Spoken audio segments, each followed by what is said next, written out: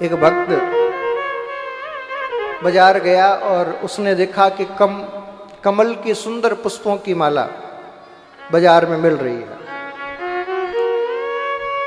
उसने कहा, बोले भैया ये माला कितने की है? बोले 1 रुपए की। बोले ठीक है दे दो, मैं अपने ठाकुर को पहनाऊंगा। इतने में कोई सेठ आया और कहा, बोले नहीं नहीं नहीं माला मुझे दो, मैं तुम्हें 10 रुपए दूंगा। बोले क्यों?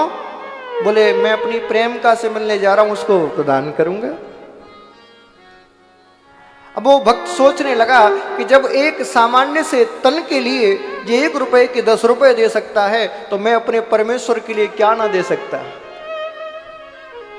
दूसरी माला उस माली पर थी नहीं। भक्त ने कहा नहीं, 1 नहीं, मैं तुम्हें ये 10 दे रहे हैं ना, मैं तुम्हें 20 रुपए दूंगा, लेकिन माला तो मैं ही ले जाऊंगा। सेठ जी ने कहा आज कुछ भी हो जाए, मैं प्रेमिका से इतने दिनों में मिलने जाना हूं, माला तो मैं ही ले जाऊंगा। मैं 20 नहीं, माली तुझे 100 रुपए दूंगा, लेकिन माला मुझे ही दे। अब उस समय 100 रुपए बहुत बड़ी बात थी।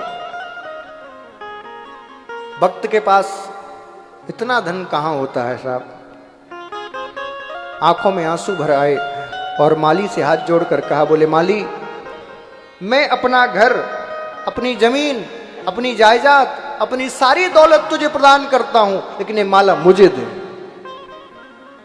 और जैसे ही इतना सुना, सेठ जी बोले महाराज अब नहीं चाहिए, तुम ही ले जाओ, मैं और कुछ दे दूंगा अपनी प्रेमिका को, मुझे नहीं चाहिए माला। आंखों में आंसू भरते हुए माला को हाथ में लेकर और जैसे ही ठाकुर जी के समीप पहुंचे, और दिन जब जाते थे तो पुजारी जी हाथों में से प्रसाद माला लेकर ठाकुर जी के पास पहनाते, लेकिन जैसे ही आज आंखों में आंसू देखे, हाथ में माला देखी, पुजारी जी ने गर्भगृह का द्वार खोल दिया। बोले आइए भक्तराज अंदर आके, मेरी ऐसी कामना हो रही है कि आज आप ही अपने हाथों से माला ठाकुर को धारण कराओ।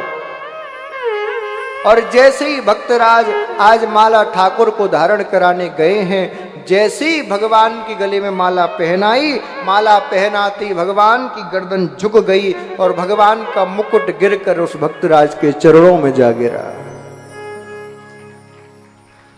रोने लगा, प्रभु मेरे से क्या अपराध हो गया जो आपका मुकुट गिर गया? क्या अपराध हो गया? बताइए बताइए। तब आकाशवाणी हुई, बोले भक्तराज तेरी इस माला का भार मैं सहन नहीं कर सकता। तेरी इस माला के भार से मेरी गर्दन टेढ़ी हो गई और मेरा मुकुट तेरे चरणों में गिरने के लिए तैयार हो गया। क्यों? क्योंकि ऐसा भक्त तो बिरला होता है जो अपना संपूर्ण धन संपत्ति वैभव परित्याग करके मेरे लिए न्यौछावर करके और मेरे लिए दास बनकर मेरे लिए कुछ लेकर आता है। तेरे लिए तो मैं सिर झुकाने के लिए भी तैयार हूं। तेरे इस भार को मैं नहीं झेल सकता। भावना में भावना हो तो भावना बेकार है, भावना में भाव हो तो भव से बेड़ा पार है।